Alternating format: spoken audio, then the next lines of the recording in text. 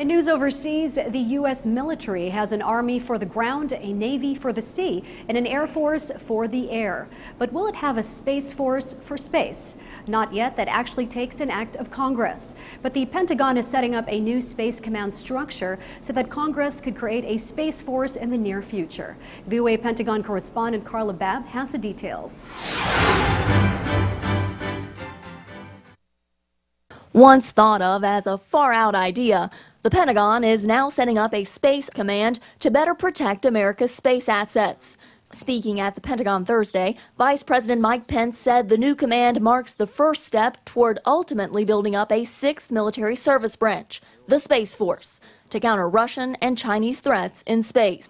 As their actions make clear, our adversaries have transformed space into a warfighting domain already.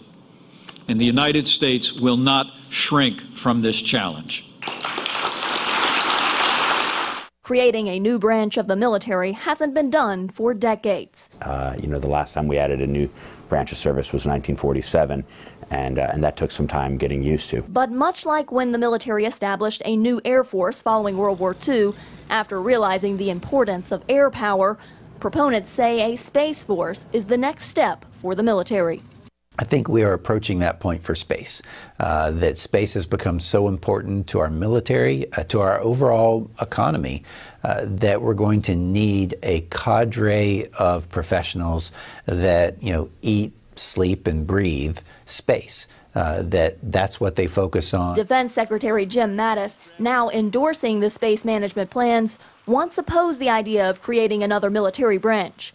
In a letter to Congress last year, Mattis cautioned against creating, quote, organizational layers at a time when we are focused on reducing overhead and integrating joint warfighting functions. For now, Space Command will integrate the military's space experts and continue to protect unmanned satellites for communications, missile warnings, and GPS. NASA will continue handling human spaceflight.